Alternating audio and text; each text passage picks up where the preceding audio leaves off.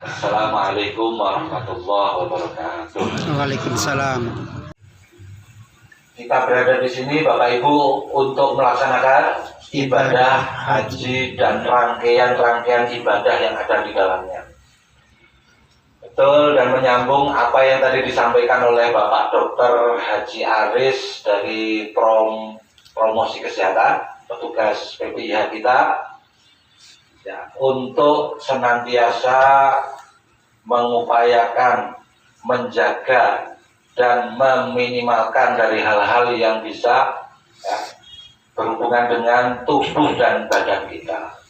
Betul, dengan berbagai upaya tadi. Karena apa? Karena ibadah haji adalah ibadah yang istimewa, yang komplit.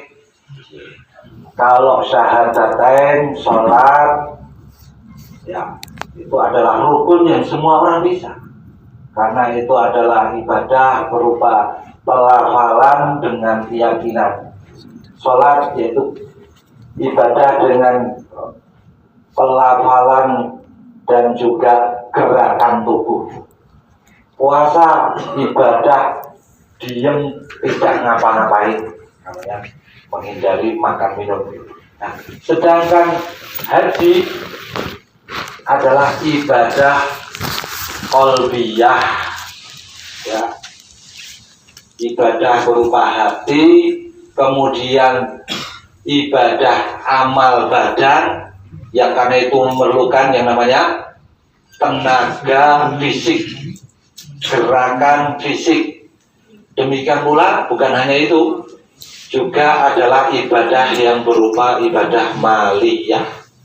Karena di dalam ibadah haji, ya, yang tersirat di situ adalah perjalanan dari tanah air ke tanah suci yang perlu memerlukan ragat.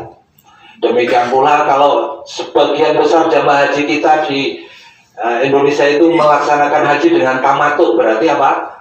Cucul raga, mengeluarkan uang ataupun karena tidak mungkin ya dari Jawa membawa kambing kan tidak.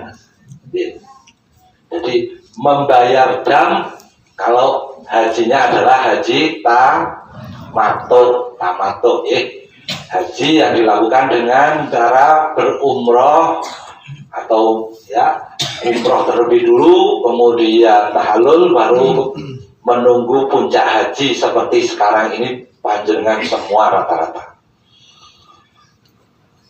Bukan haji tamattu yang diplesetkan. Napa tamattu? Tangi mangan dulu. Ya ampun ya. Walaupun mungkin maknanya untuk mengingatkan jangan sampai seperti itu, tapi tamattu adalah haji yang dilaksanakan oleh Rasulullah, dan Rasulullah Nabi kita melaksanakan haji itu sekali dalam hidup beliau sebagai Rasul.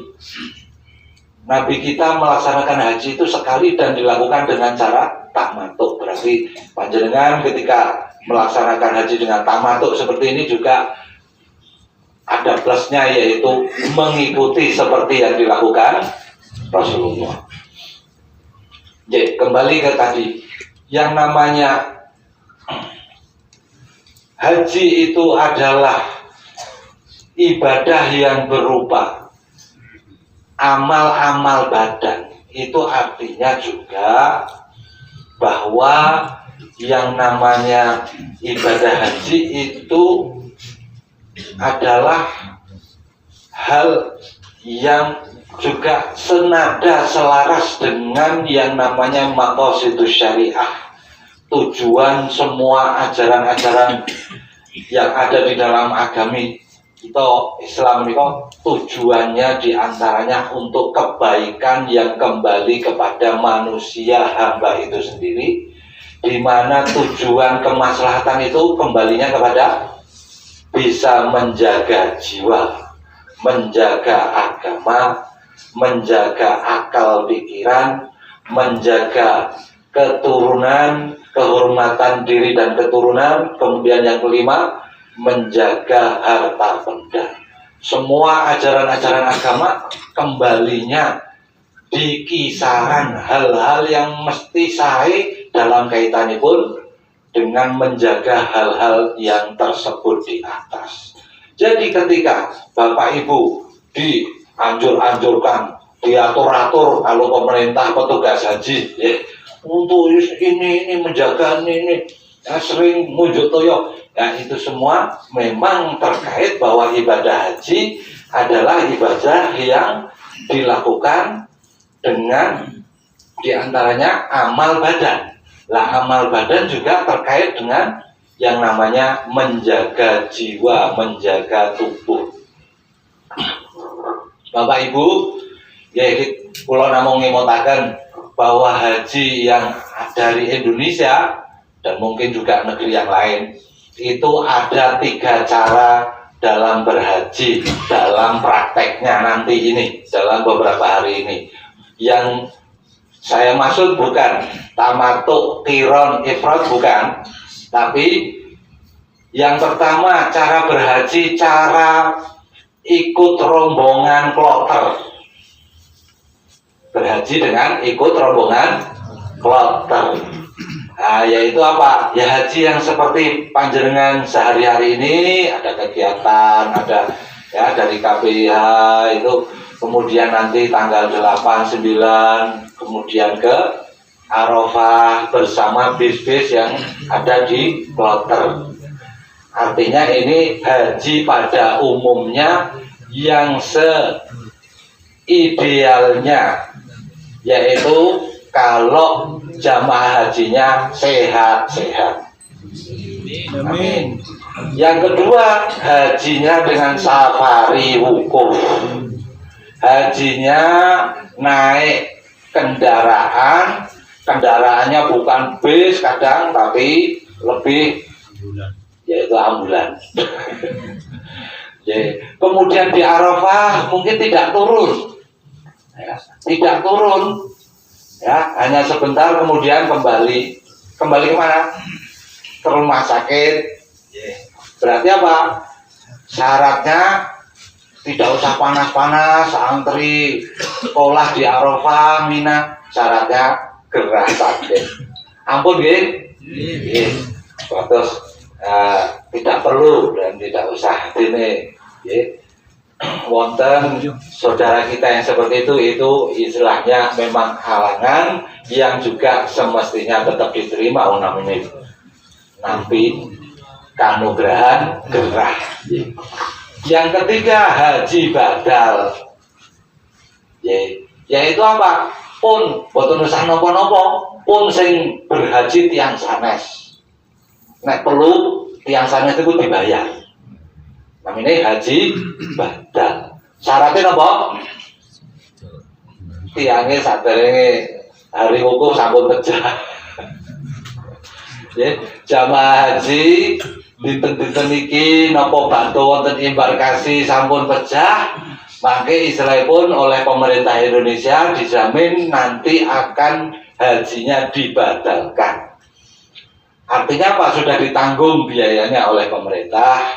Pemerintah menunjuk petugas-petugas untuk ini menghajikan bapak ini yang sudah meninggal.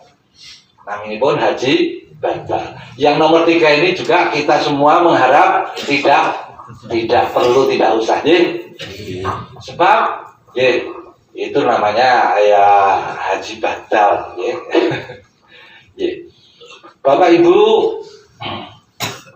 kalau panjenengan semua ini sudah melaksanakan yang namanya umroh wajib, sampun sedaya nggih? Nggih. Nika pertanyaan nika kedah kula sampaiaken mengenai sebab nika sampun wonten termasuk dalam materi yang harus disampaikan adalah mengecek, mengevaluasi apakah ada, jangan sampai ada yang tercecer yang belum melaksanakan umroh wajib. Sebab nika satu rangkaian yang tidak terpisah, umroh wajib, kemudian al-muznah, puncak haji. Menawi wonten ingkang tasih dereng nggih nika dinten-dinten nika nggih melaksanakan umroh wajib nika.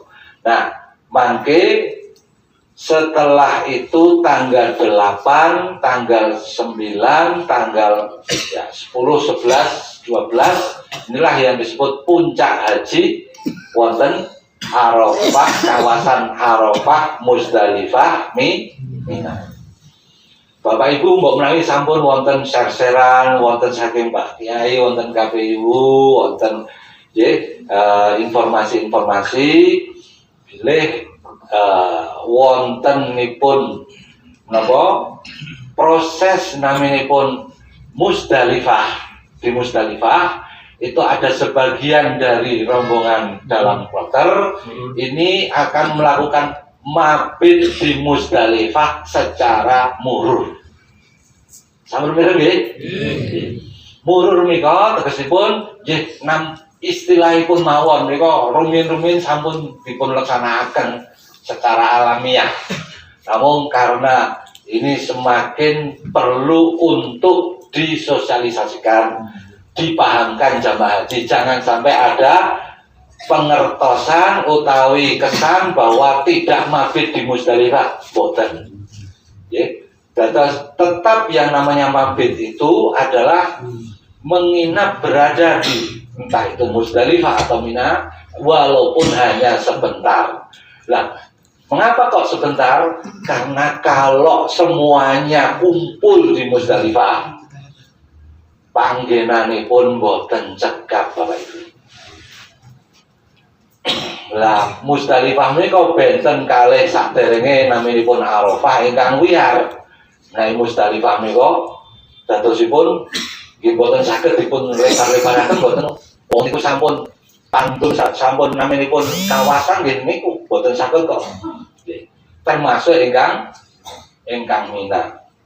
Meskipun sekitar 25% seluruh jamaah haji Indonesia dan juga jamaah haji di dunia yang lain nika sampun jatah sekitar dikurangi untuk yang prioritas, ingkang lansia, ingkang risti, ingkang disabel, dan juga petugas pendamping untuk kemudian berangkat terlebih dulu, ya Pak ya. Berangkat terlebih dulu, ya, karena juga timik-timik itu untuk di Musdalifah, ya, menuju Mina terlebih dulu sebelum yang lain, sebelum jamaah pada umumnya, ya. Inilah yang disebut dengan murur. Ya, terus istilahnya murur nih kok lewat, bukan mulur.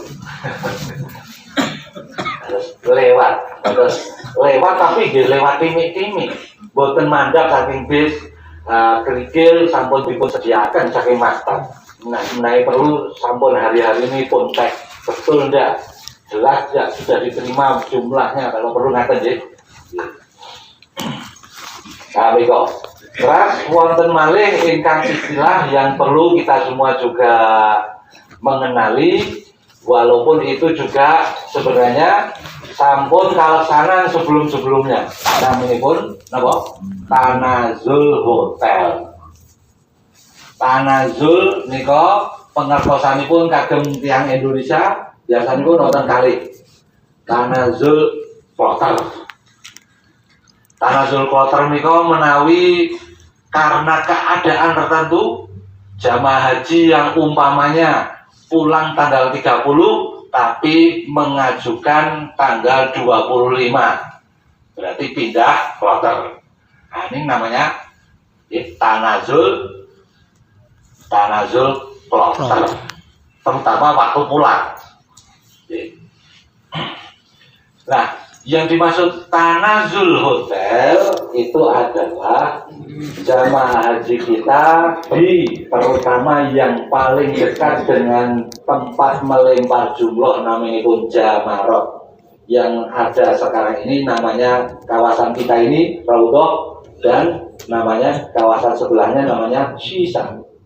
Nah, Sisa dan Raudhah ini adalah kawasan yang dekat dengan Jamarot yang kemudian ketika jamaah haji setelah melempar yang pertama itu kemudian ya di Mina, kemudian tidak kembali ke kemah Mina, tapi terus meneruskan pulang ke hotel seperti di sini. Nah, ini istilahnya tanazul hotel atau tanazul maktab. Nah, itu juga pripun ngoten niku. Kita harus bisa, masing-masing Bapak Ibu harus bisa memahami pripun niku tidak diwajibkan, juga tidak dilarang. Tapi maksudnya apa? Hanya direkomendasikan untuk yang muda. Karena kemah, jamarat, hotel 3 titik itu, kemah jamarat sekitar 4 kilo. Kemah panjenengan di Mina ke jamarat tempat melempar jumroh sekitar kurang lebih 4 kilo. Kemudian dari jamarat ke hotel sekitar 2 kilo, 2 kilo setengah. Nah, jadi setelah dari kemah menuju jamarat melempar, kemudian yang muda, yang mandiri, yang bisa berjalan 2 kilo lebih, kemudian yang di hotel bisa punya perbekalan maem sendiri secara mandiri, tidak minta hotel karena hotel tak ada makanan, tidak minta temannya karena temannya juga butuh sendiri. Tapi daripada ke kemah 4 kilo mending ke hotel jalan kaki 2 kilo. Nah, besok sorenya dari hotel ke jamarat nunggu separuh malam, kemudian waktunya sudah bisa lempar lagi, tidak ke kemah lagi, tapi kembali ke hotel lagi. Di hotel adem, eplek-eplek. Kemudian besoknya lagi tanggal 11 dan 12. Tapi itu jalan kaki, pulang perginya jalan kaki. Nah, itulah yang disebut dengan tanazul maktab atau tanazul hotel. Lah, yang selebihnya pada umumnya jamaah haji kita yang sepuh-sepuh, yang lansia tetap di kemah. Sebab apa? Di kemah terjamin makanan 3 kali. Akomodasi, kesehatan juga di situ. Juga maksudnya niatnya itu yang tanazul hotel melegakan yang ada di kemah supaya tidak untek-untekan banget. Nah, itu niat gitu saja insya Allah dapat pahala. Sebab apa? Sebab jatahnya Indonesia tiap jamaah haji itu hanya mendapatkan 0,29 meter persegi. Berarti apa? Yang ngadegnya itu nih pun sampingnya. Terus untuk mengurangi niku, karena luasannya tetap, sementara jamaah hajinya bertambah. Terus mereka sangat dipahami urusannya dengan tanazul, yang namanya istilah tanazul. Umpami boten tanazul, boten apa-apa, itu memang haknya dari maktab kontraknya itu jamaah haji Indonesia di sini, kemahnya di sini, makannya di sini, kamar mandinya di sini, ya memang sudah di situ. Kemudian kalau melempar ya berarti harus jalan seperti itu. Kemudian pulang lagi ke kemah, hari berikutnya juga seperti itu. Nah, ini kan untuk yang tadi, untuk tanazul itu yang dari kemah, kemudian dari jamarat langsung ke hotel hanya 2 kilo. Kemudian ke hotel, tapi dia mungkin jajan sendiri, nyari atau bikin pop mie sendiri untuk kalau jajan juga harganya mungkin 3 kali lipat. Nah, itu panjenengan kan sampai nonton pembalian apa sih? Living Pass kan? Insya Allah cekak. Oh, sampai lah. Badan korban diambil. Oh, gitu. Anjay pun anu.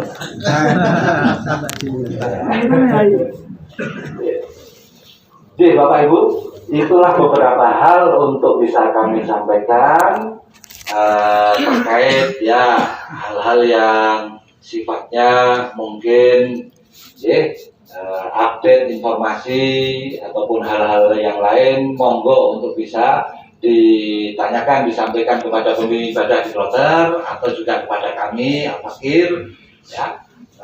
Kalau mungkin ada pertanyaan juga silahkan. Dari saya sekian dulu, semoga bermanfaat, kurang lebihnya mohon maaf. Wallahul muwaffiq ila aqwamit thoriq. Assalamualaikum warahmatullahi wabarakatuh. Waalaikumsalam.